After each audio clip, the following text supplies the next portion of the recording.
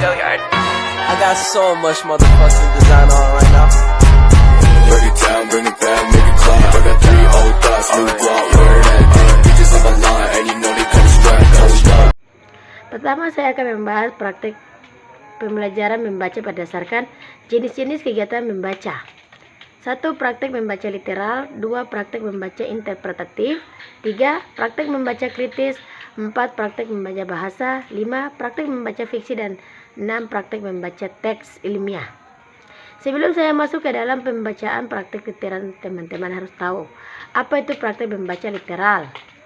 Praktik membaca literal. Membaca pemahaman literal adalah membaca teks bacaan dan memahami isi bacaan tentang apa yang disebutkan di dalam teks tersebut.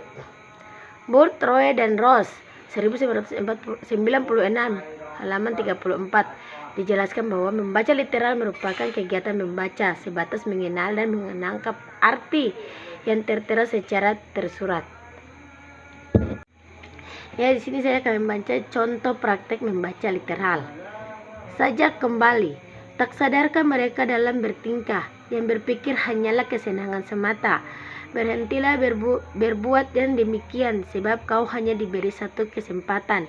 Berpikirlah untuk hari esok, sebab matamu tak mampu menembus ruang waktu yang gelap. Waktumu terbatas dengan usiamu, kau tak tahu sampai manakah langkah kakimu berhenti.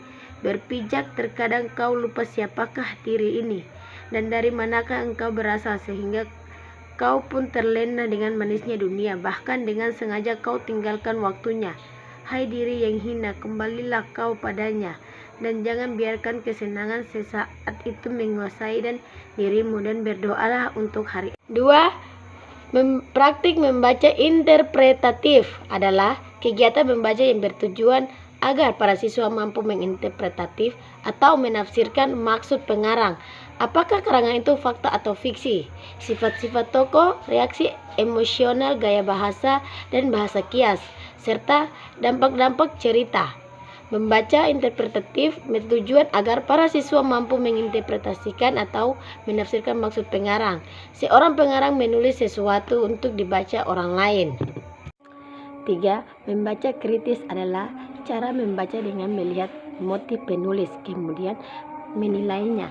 Membaca kritis berarti kita harus mampu membaca secara analisis dan dengan memberikan suatu penilaian. Dalam hal ini, seorang pembaca harus mampu menganalisis dan menilai apakah yang dibacanya itu bermanfaat atau tidak, memiliki kelayakan atau tidak apabila disampaikan kepada orang lain, baik secara lisan maupun tulisan, apabila hasil penilaiannya terhadap isi bacaan tersebut sangat buruk, berarti si pembaca tidak perlu menyeluruhkan hasil bacaannya kepada orang lain.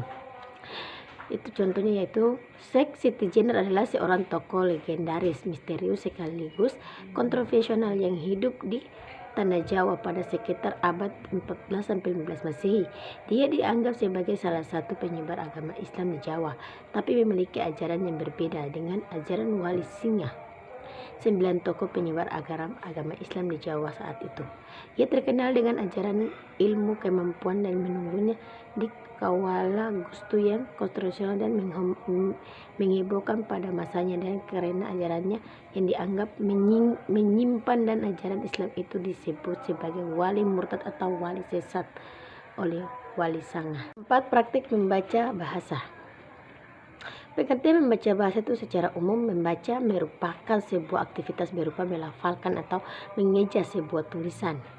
Hal ini sesuai dengan yang tertuang dalam KBBI, Kamus Besar Bahasa Indonesia, yang menyatakan bahwa membaca adalah mengeja atau melafalkan apa yang tertulis. Di dalam KBBI tertulis bahwa ada setidaknya 5 makna dari kata baca atau membaca, yaitu melihat serta memahami isi dari apa yang tertulis, bisa dengan melisankan atau hanya dalam hati. Mengeja atau melafalkan apa yang tertulis, mengucapkan sesuatu yang tertulis. Menghitungkan, memahami isi sebuah tulisan, simbol, gambar, dan lain-lain. Melafal atau menghitungkan, mengucapkan. Anderos Khadijah 1991 halaman 22-24. Memandang bacaan sebagai suatu proses untuk memahami makna suatu tulisan. Kemampuan membaca merupakan kemampuan yang kompleks yang menunjukkan kerjasama antara sejumlah kemampuan untuk dapat membaca suatu bacaan. Seseorang harus dapat menggunakan pengetahuan yang sudah dimilikinya. Pada waktu membaca, mata mengenali kata, sementara pikiran menghubungkan dengan maknanya. Makna kata dihubungkan satu sama lain menjadi makna frase, klausa, kalimat, dan akhirnya makna seluruh bacaan. 5. Praktik membaca teks fiksi. Fiksi merupakan sebuah cerita yang menggambarkan kehidupan yang dikreasikan dengan kekuatan imajinasi. Dengan ini maka akan berefek pada kenikmatan dan kepuasan membaca sebuah fiksi imajinatif atau cerita fiksi. Sebaliknya dilakukan secara cepat, namun sangat tidak mungkin apabila membaca cerita fiksi yang panjang seperti novel atau roman. Mereka tidak dapat dibaca sekaligus. Biasanya ada jedanya dalam menikmatinya. Pengertian ya di sini contohnya yaitu saya akan membaca sebuah puisi. Harapan dalam sunyi. Malam begitu sunyi, aku harap dia dapat bercerita tentang rinduku padamu. Kau di sana terkurung dalam ruang penantian. Aku hanya berharap kau bisa mendengar ceritanya, karena semua tentang rasa rindu. Meski kau telah lelap dalam tidur bersama ribuan lintang. Begitulah aduku pada malam. Paksakan dia bercerita, sunyi terasa berisik. Bisik terbawa angin malam. Kelana mencari pemilik rindu hingga tiada sisa. Lewat pesan aksara tertulis rindu, dititipkan pada embun pagi. Pagi datang menguasai wajah pemilik rindu dalam sunyi. 6. Praktik membaca teks ilmiah. Alika A dan H. Ahmad 2010 halaman 166 menegaskan kata ilmiah ialah kata tertulis yang memaparkan pendapat, gagasan, tanggapan, atau hasil penelitian yang berhubungan dengan kegiatan keilmuan. Seirama dengan Soeharjo, menurutnya karya ilmiah adalah laporan hasil tertulis tentang hasil kegiatan ilmiah.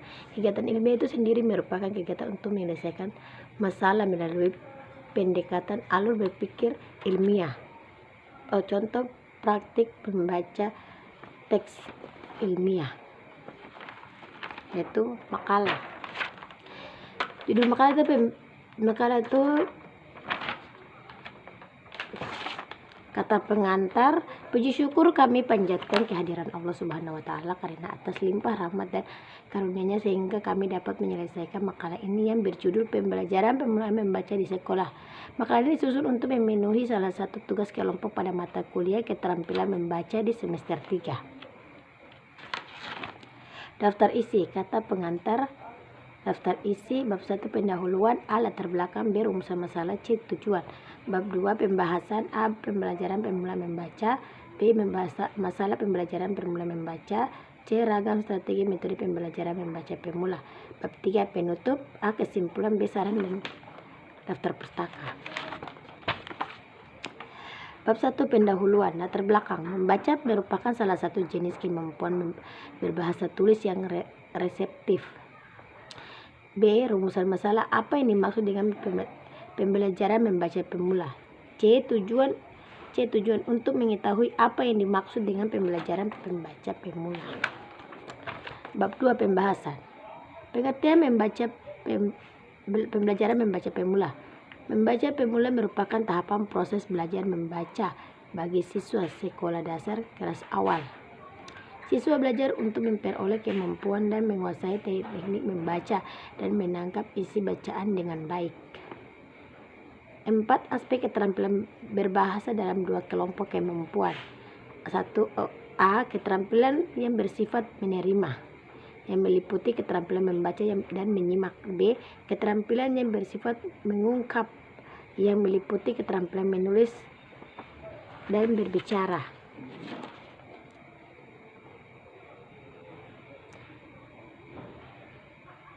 Lambang-lambang tertulis, penguasaan kosakata untuk memberi arti dan memuaskan makna dalam kemahiran berbahasa.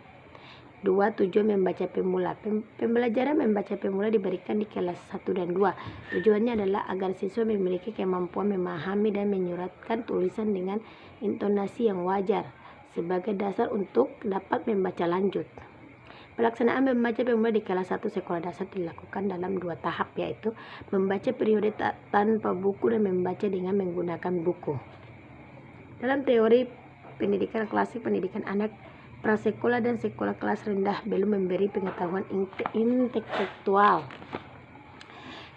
3. Masalah pembelajaran membaca pemula di sekolah. Ada beberapa masalah membaca pemula yang dapat diamati pada anak kesulitan membaca.